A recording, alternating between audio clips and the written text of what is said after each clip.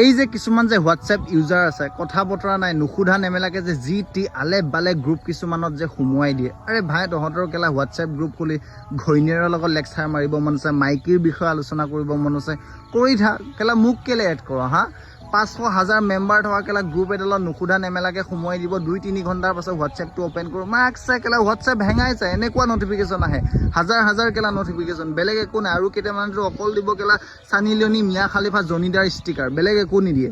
আৰু কেইটামান হোৱাটছএপত এনেকুৱা ইউজাৰ আছে তোক আহি এক্সট্ৰাকে মেছেজ কৰিব ভাই আজিকালি মোৰ ষ্টেটাছ নোচোৱা হ'লা যে